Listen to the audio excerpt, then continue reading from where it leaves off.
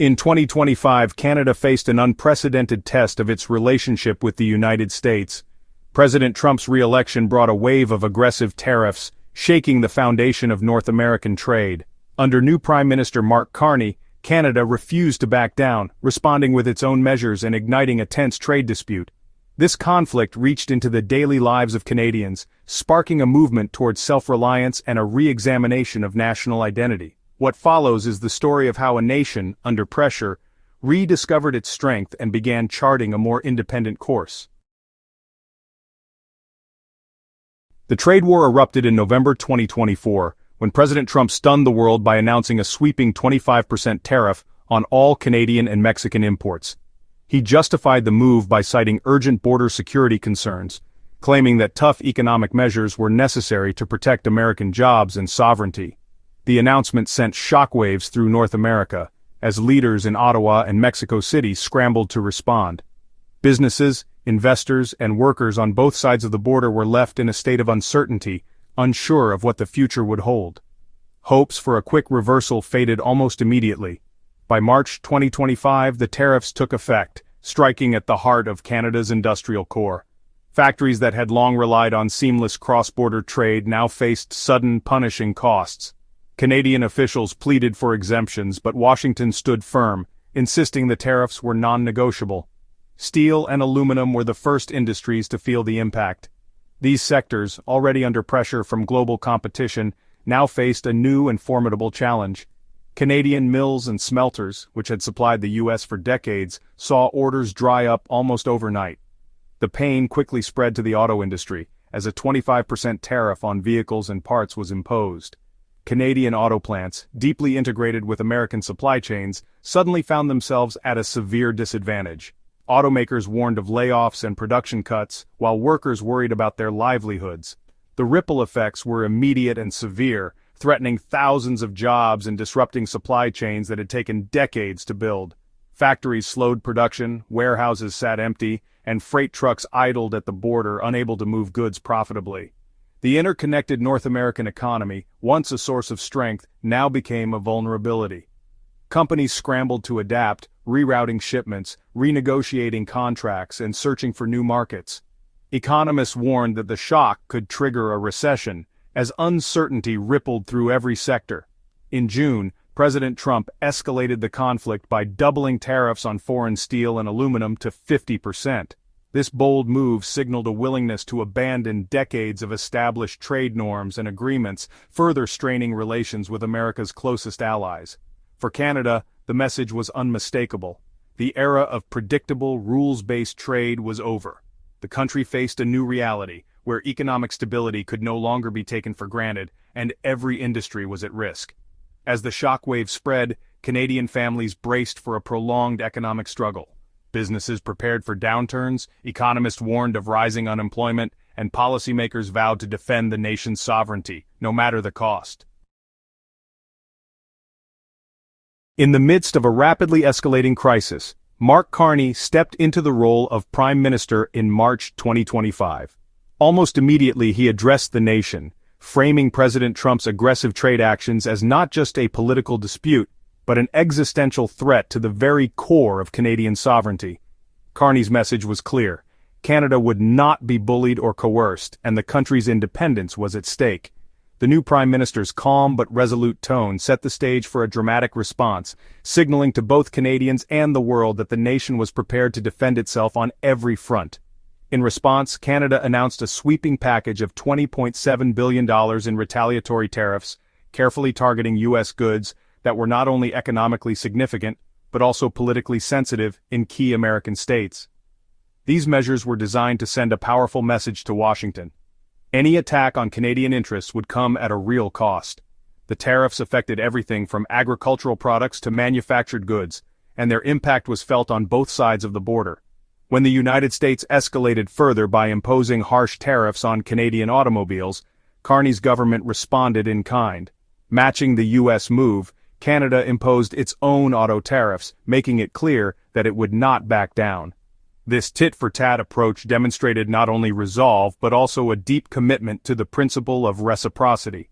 The auto industry, a backbone of the Canadian economy, became a symbol of the country's determination to stand its ground. Yet even as tensions mounted, Carney's government showed a willingness to balance retaliation with pragmatism. Some tariffs were paused or adjusted on essential goods, such as food, medicine, and critical supplies, to protect Canadian families and businesses from unnecessary hardship.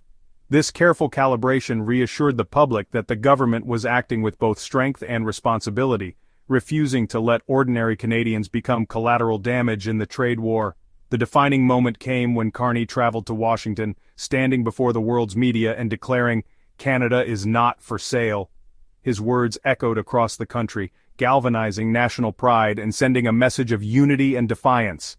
The speech was broadcast live, and millions of Canadians watched as their leader drew a clear line, refusing to compromise on the nation's core values. That phrase, "Canada is not for sale," quickly became a rallying cry. Across cities and small towns, Canadians gathered at rallies, waved flags, and voiced their support for the government's tough stance. Social media buzzed with messages of solidarity, and a renewed sense of national unity swept the country. For many, it was a moment that transcended politics, reminding them of what it meant to be Canadian. The message was unmistakable. Canadian sovereignty was non-negotiable. Parliament echoed with speeches affirming the nation's right to self-determination, and protesters took to the streets holding signs that read, "Sovereignty first." The government's stance was not just about trade, but about defending the very foundation of the country's identity and values. The trade war, once seen as a dispute over tariffs and exports, had become something much larger. It was now a battle over national identity, pride, and the future direction of the country. Canadians from all walks of life felt the weight of the moment, understanding that the choices made now would shape the nation for generations to come. In the end, Canada had drawn its line in the sand, firm, unwavering, and unmistakable.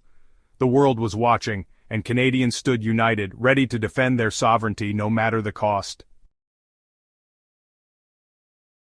The imposition of tariffs sent shockwaves through Canada's industrial heartland, devastating the steel, aluminum, and automotive sectors.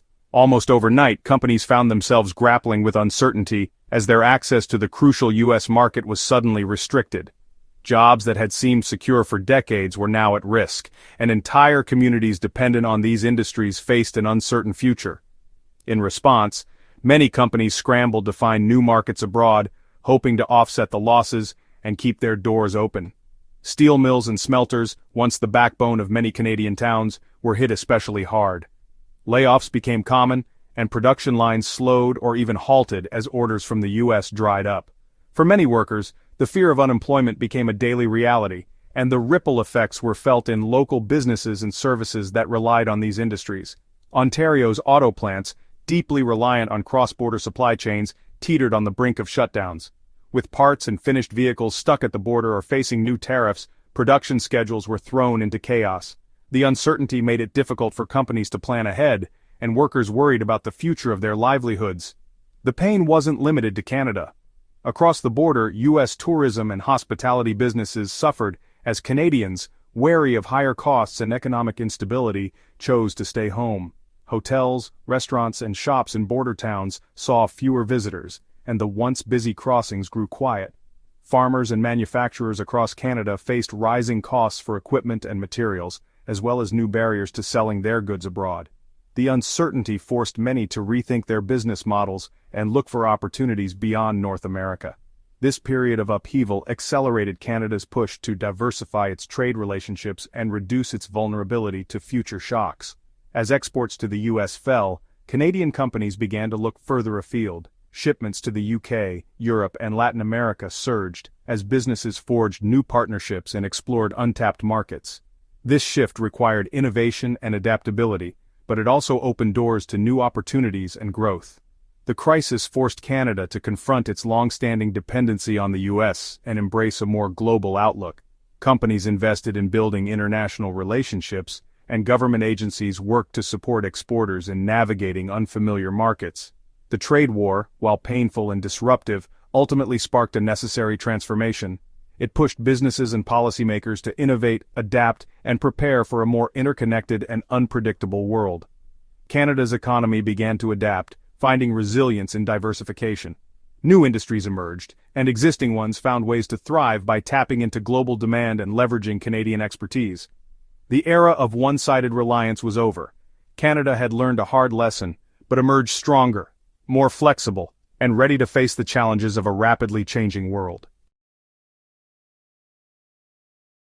The trade dispute triggered the Great Canadian Pullback, a spontaneous shift in how Canadians traveled and spent. Cross-border trips plummeted, with millions fewer Canadians visiting the U.S. Airlines cut U.S. routes and added new international destinations, reflecting changing demand. Canadians chose to explore their own country, fueling a boom in domestic tourism. National pride and indignation replaced the old ease of cross-border travel. Prime Minister Carney declared the old relationship with the U.S. was over, echoing a new national mood.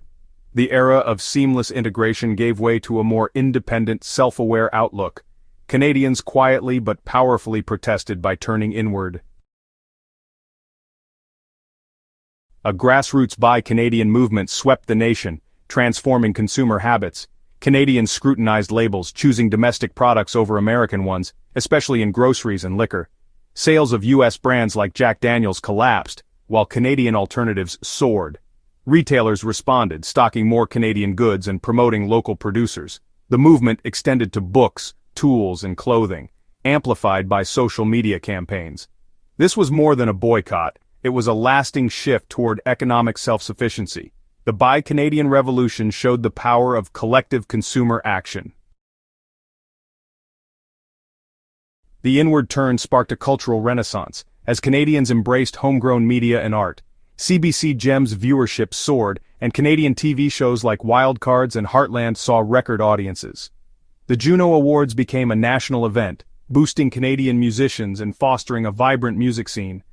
Canadians sought out their own stories, history, and identity, turning to resources like the Canadian Encyclopedia. This was more than entertainment. It was a celebration of Canadian creativity and heritage. The trade dispute became a catalyst for national self-discovery. Canadians reconnected with their culture, forging a deeper sense of belonging. Diplomatic efforts unfolded in tense, high-stakes meetings between Trump and Carney. A brief hope for resolution emerged at the G7 summit, but talks collapsed over Canada's proposed digital services tax. Carney withdrew the tax as a goodwill gesture, but the U.S. offered no concessions and even increased tariffs. The negotiations exposed the asymmetry of power and deepened Canadian mistrust. Legal challenges to Trump's tariffs emerged in the U.S., but uncertainty persisted. By late 2025, talks remained stalled, with no end in sight. Canadian public opinion hardened against the U.S. administration. The diplomatic stalemate underscored the fragility of the relationship. Canada realized it could no longer rely on goodwill alone. The trade war transformed Canada, forging a new sense of national identity and purpose. Forced to diversify, Canada found confidence in its ability to compete globally. The Buy Canadian movement and cultural renaissance deepened a collective pride. Canadians stopped defining themselves by their relationship with the U.S., embracing their own stories and strengths. The special relationship was replaced by pragmatic caution and self-reliance.